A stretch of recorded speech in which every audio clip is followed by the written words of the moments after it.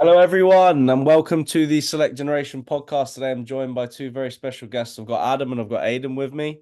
They are both from Red Cedar FC, who are a very exciting team up and coming. Adam and Aiden are going to talk to us a lot about it, but to the millions of viewers out there, thanks for joining us. And yeah, so Adam and Aiden, I'll let you both introduce yourselves and talk to us a little bit about what you do. Go ahead, man. So I'm Aiden. I am the president of Red Cedar FC. Uh, so Adam and I both kind of run things here, and yeah. I guess I'm Adam. I'm the vice president at Red Cedar FC. It's a very exciting program. We want to build an organization and kind of a brand that is for the players and by the players. Currently on our board, out of the seven people involved, six of them are active players. I'm the only non-active player, and that's mainly due to grinding for my MCAT and getting into med school. The love of soccer is definitely still there. We just want to bring a organization that's more so about commitment and skill and the brotherhood, and not, well, I know this guy, so he's going to play on my team and I'm going to start him over you, even though you might be better and you might show up to every practice and he just shows up to whenever. And yeah, I think a bunch of our players have felt that in organizations in the past. And we're really, trying to kind of change that one team at a time. I know a few other teams that do it the same in Michigan. So we're just looking to, Yeah. take over and spread that ideology instead of the old, you got to know someone to play on a good team. Yeah, man. No, I totally get that. I respect that. So talk to us about Red Cedar FC. Like you're a semi-professional team. Have you got any goals for like this year, for 3 years, for 5 years? Like what is the purpose of Red Cedar FC and where are you trying to get to? So at least for the outdoor, I can speak on that. Aiden can speak on the indoor. For the outdoor, our goal this year is to be a very competitive league or competitive team in the MUSL. After that, it kind of just goes to, it shifts the gear of, all right, well, we're competitive in the MUSL. That's perfect. Let's start a second team in the MWPL and take over that league. That's been the goal for us for a long time, is to get to a higher level soccer league. And I think that with the group of guys that we have at Red Cedars, I mean, being the back end and the board and everyone involved with that, I think it's a very, very strong possibility.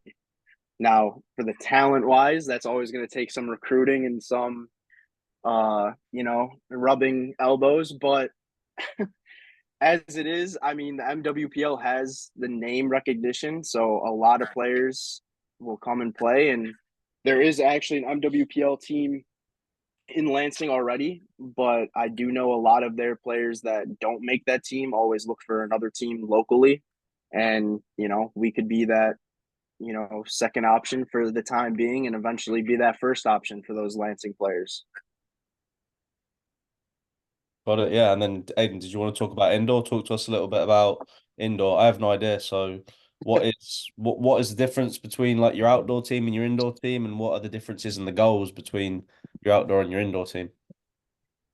Yeah. So our indoor team is pretty cool. So we're currently playing in, they call it a professional league, but we're currently playing in PASL, which is the third tier in the United States for indoor soccer. We've had we've been quite successful this year. We have qualified for the national playoff in Cincinnati. Uh, and then we've also been playing a lot of futsal against very high level teams. We ended up winning a tournament against a few high level teams, and then we have another one coming up, and we'll play some charity matches. Uh, but for indoor, it's the same goal for us. Indoor is a very political sport. For anyone who's ever played over here in the United States, it's the same thing where you have to know somebody, you have to have all this money. And we've kind of come in and been like, you don't need to know us. Just if you're good enough, you'll play. Like we've had new players debut almost every game. The players seem to love it, and yeah, we're getting better every day. And then our goal is the same as outdoor, just grow our club and get to the highest level possible. Allow our players to grow. We're send them pro if they want to, help them get to college if they want to. Like we just had a player go on trial MASL, which is the highest level you can possibly get to. We have 3 players who are going to the MASL draft this summer. So that will be Nice. good for them, and Yeah, we're excited. that's awesome. That's great. So I would take it like you two are both like owners. Would you say you're owners and investors in the club, right? Yeah. So Yes. so that's interesting because usually on the podcast we're talking to players, we're talking to coaches, but as owners, as investors, as business people in the soccer world, why did you start Red Cedar FC? Obviously, you've got you want to give people a chance, you want to sort of win on the field, you want to, be a fair club, but from like a ownership perspective, from a business perspective, why did you start Red Cedar FC? I So guess. No, go ahead. so for me personally, it's not about the money. It's about getting that platform for the players. Obviously, so I'm a player. I was at a couple different clubs and found the political atmosphere to not be good. Like I got pushed out for being from Lansing and not from the town that the team was in. So I felt I could run it better and brought in these 7 board members to help me. And obviously Adam's been a huge help to me and the rest of the club. And I feel the players are feeling the same way where they like the non-political atmosphere and are having a good time. I mean, I guess from the original uh business ideology was US soccer has a very big disconnect when it comes to promotion and relegation. Um, it's really non-existent, and a few business people that I've been in contact with and leagues that I've been in contact with are attempting to set that up. So, from a business perspective, it's an untapped market of you could have a player who, starts off in the MPSL, MUSL, MWPL, whatever league, whatever acronym you want to use, and they could work their way up to the MLS eventually. But that system needs to be set up, and you need to work with the right leagues and the right professionals and the right, individuals and business people with that vision for that to happen. Um, and I think a bunch of teams that I know and a bunch of owners of teams and presidents of teams that I know are, really share that same vision of, well, there's this whole market of, this talent that we always want to build and we always want to be competitive on the world stage, but like you go from high school to college and then pro, whereas back there they go high school, league, any league, and you could be an academy kid from 8 years old and they train you up to get to the pros. So for us, we think that the disconnect of high school club soccer, college to pro is something that like we can kind of mold and shape and kind of be a part of the next wave and the next generation of soccer players, at least the business aspect. As for my personal reason, it's definitely a lot more important to me than the business aspect, I would say. Um, I think like I meant or like I said to you before, everyone on this board has been slighted in some way, some shape, some form by a team, a high school, college where, you don't know the right person, or you might not fit that person's vision of what the right person is, or you might, be on the bad side of someone, and because of that, you're not playing. which is why we wanted to build an organization that doesn't happen at. You don't need to know anyone. You don't need to know me. You don't need to know Aiden. You don't need to know any of the other 5 board members. If you come in and you show that you're committed, you come in, you show that you have skill, you come in and you show that you want to build a brotherhood with us, we're going to take you. Now, that doesn't mean you'll get a ton of playing time. That doesn't mean you'll get, everything you're seeking. What that does mean is you're going to be part of this club, and we're going to do our best to help you progress in your journey wherever you are at that point. We're very realistic here. We are also very understanding of individual situations. Our biggest thing is commitment.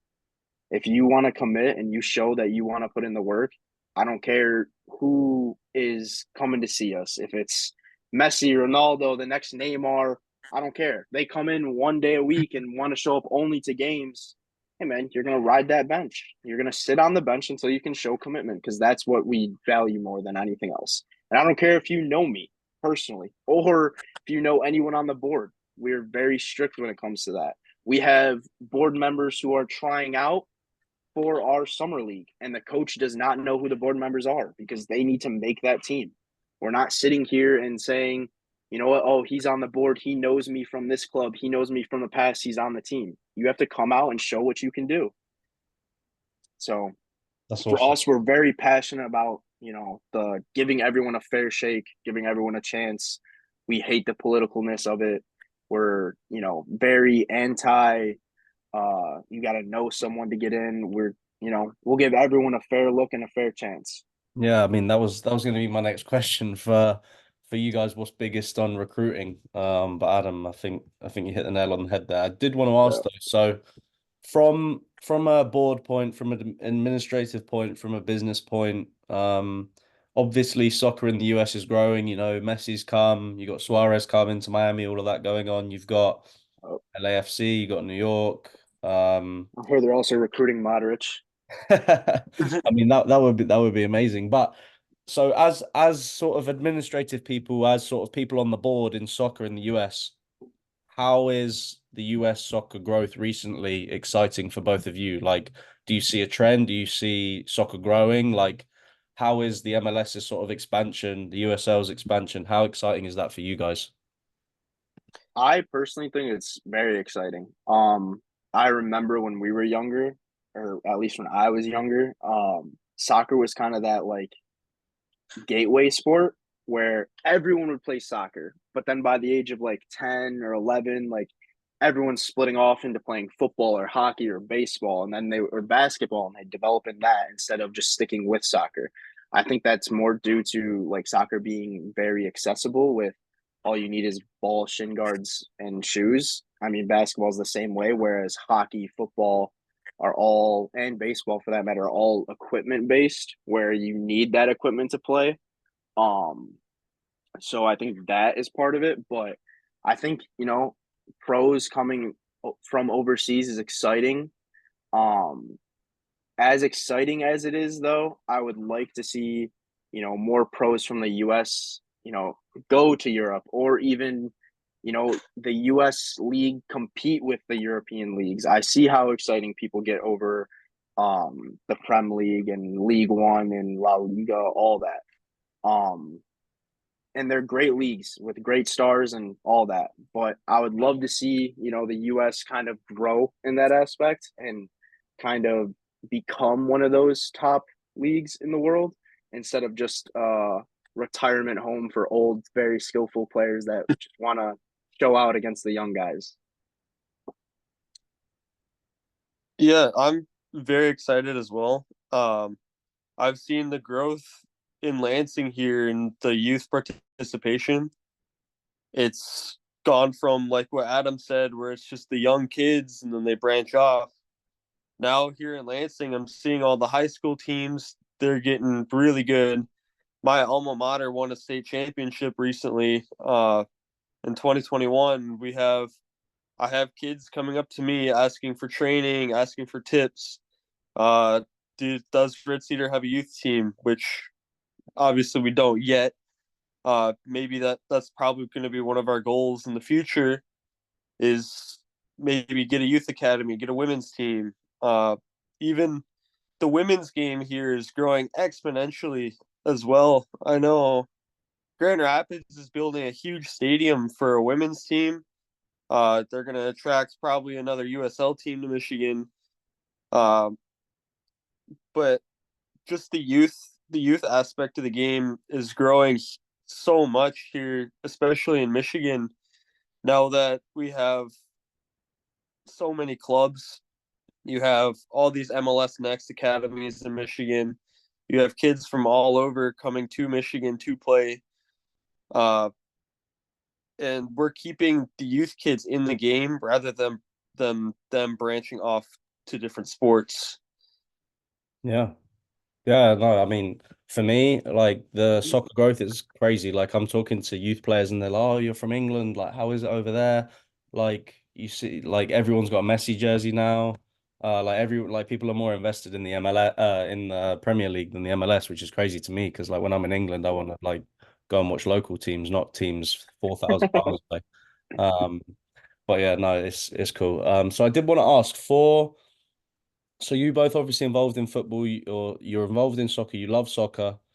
For a lot of our listeners are like 16 to 18, they're, pursuing college soccer, they're playing club soccer, playing high school soccer.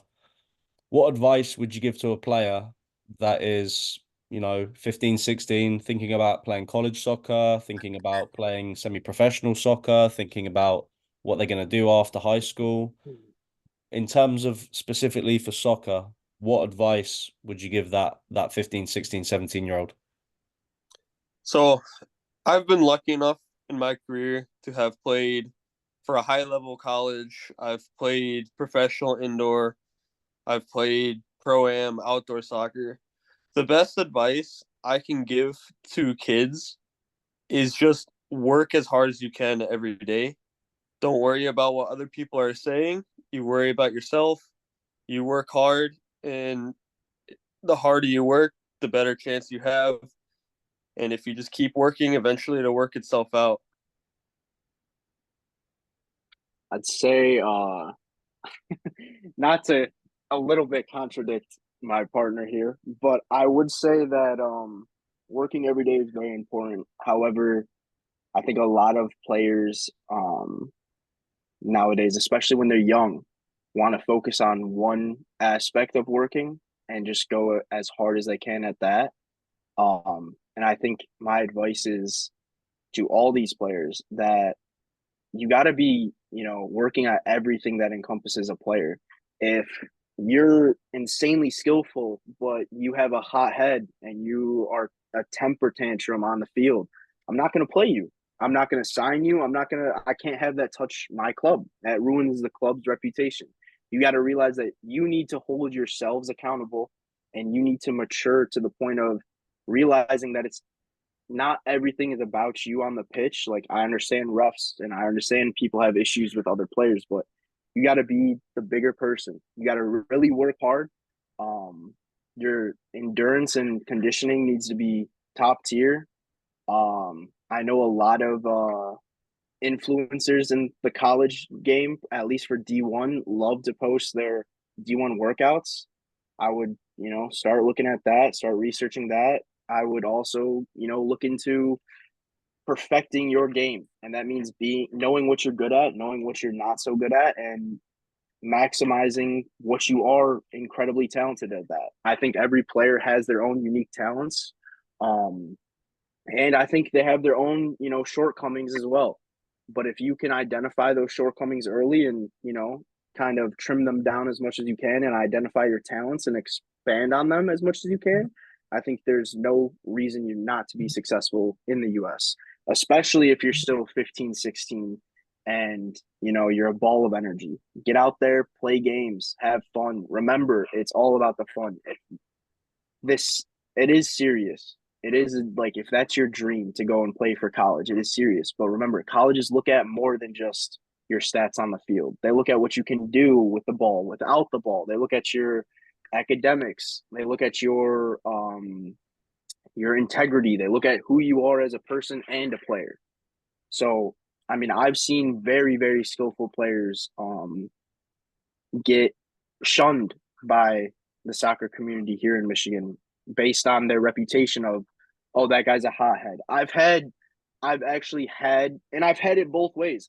I've had a player who refuses to accept that and refuses to learn, and he couldn't be part of the club anymore. And I've had the opposite of that with a player who I have actually been approached by another team that he used to play with, telling me that it would be in my best interest to cut ties with that player. And I told that coach that that's ridiculous because the way he acts now and the way that he's grown throughout the season shows me that there's hope for the future. And now that player is currently being scouted by 4 to 5 colleges. He has had an incredible, season 2 years ago, had a great season last year in the summer leagues. And, his attitude has definitely dramatically changed to the point where now he's a leader instead of a detriment to the team with his attitude.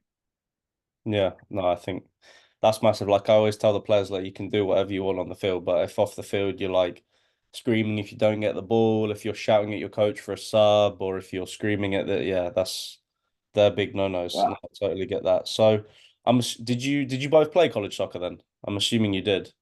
I did not. No? No, I did not. I Okay, think so he did though. so let's talk about that, Adam, then. Why did you not play college soccer?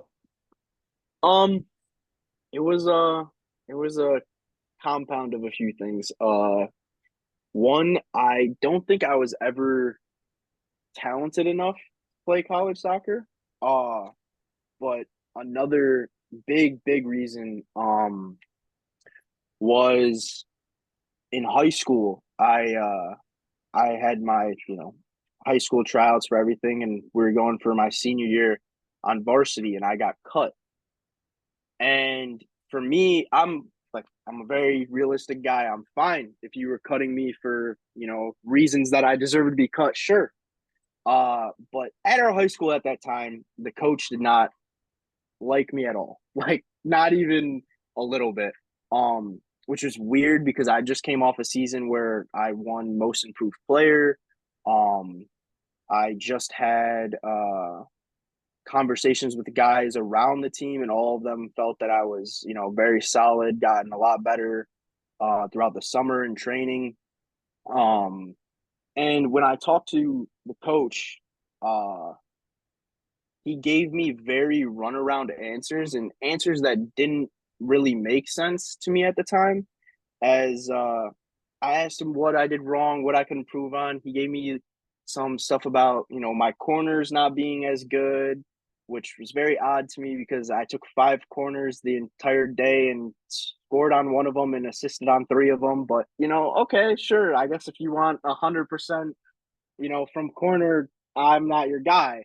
Uh, Later, it did come out that a player that the coach favored due to his soccer background. Granted, this player was also better than me at his position. So like if he wanted, like, that's no shame on him for being a better player. But this player had approached the coach and told the coach that he would not play on the team if I was on the team. Now that came out to me later the same day that I got cut, and it didn't really. I was very skeptical at the time, although like it came from multiple sources and multiple people involved in the decision making. I just couldn't, really grasp that a coach was telling a 17-year-old kid like, "Hey, I'm not gonna take you on a team your senior year because this other guy doesn't want to play with you, and I'd rather have him play than stand on principle." Especially when the previous year we had an unspoken rule that seniors would make varsity, kind of even if they're on the fence, which I never felt I was on the fence for making varsity. But that previous year we had 4 goalies, and 3 of them were seniors, and one of them never played, but he was on the team because he was a senior. So like the disconnect Yeah. there, I was very confused with. But it really I really like grasped it when our high school was playing a team that we hadn't lost to in about So when you 15 when you years. say when you say you knew you weren't talented, because I get a lot of. Not new, like I wasn't as talented. Okay, Like yeah, yeah. not Well, like, well that's what I want to talk about because sure. a lot of players, they say to me, Sam, I want to play Division 1 soccer, Division 1 or nothing. Like I'm going to go to Clemson, Wake Forest, UCLA, Okay. all of these schools. And I'm Yeah. like you can, I'm not telling you not to have a dream, but if it doesn't work out, you need to put your eggs in other baskets. Like you need to pursue Yes, yes. too. So for you as a player, like understanding at that age, like, okay, maybe this person's better than me, maybe college isn't for me. Like Sure. that happened. Like how did it like go in your head? Like, okay, maybe I need to like not focus on college soccer, or maybe I need to go a different path. Like what was going through your head? Um, so when that all happened, it was like it took me a minute. It took me a minute to, I was definitely very mad at the situation that was happening, but like realizing that like okay, like this one person said I wasn't good enough. Um I needed to take a look at myself because there's always those people that are going to tell you, oh, don't listen to the one guy who says you're not good enough, blah, blah, blah. Like you have your dream. For me, that's fine. Everyone can have a dream and everyone can pursue a dream. But like, I think what gets lost in translation is people need to be realistic with themselves. I'm very pragmatic about like my abilities as a soccer player. Was I bad? By no means. Was I the next Messi? Also by no means. So for me, understanding that where I was with my skill level and seeing players around me who were friends of mine, that this is how much better they are at this level, even if they were younger, a year older, or even if I was better than a younger guy, like same thing. Um, it just came into the realization that listen, there are guys on this like pitch that are extremely talented. I'm talented, just not the extremely part. So what else is gonna make me happy? Is this like is pursuing soccer really gonna make me the most happy, or is going into something else that I've always dreamed about doing, which is medicine? Is that gonna make me the most happy? So it was really, I luckily had the answer of I've always wanted to be a doctor to kind of like facilitate the growth that was needed. Um, I do feel that, certain players put their all into soccer and lose sight of things outside of the sport. And I would, highly recommend to every player that they need to diversify their goals and dreams. I know a lot of colleges, uh, I know it's like funny to say because of how we view football here in the U.S. and basketball, but a lot of colleges really do look for well-rounded players, especially in that D2, D3 area. They're not looking for the next Messi. Because honestly, if you're the next Messi, you're going to D1. So what they're looking for is a well-rounded, academic individual who's going to come to their school and make their school better. Now, that doesn't mean they're not looking for you to be a baller on the pitch. They are, but they want you to have other interests outside of your sport. And I would, highly recommend that players look into that. For me, it was medicine. I don't know what it could be for anyone else. I'm also very passionate about business, hence starting the two clubs that I have.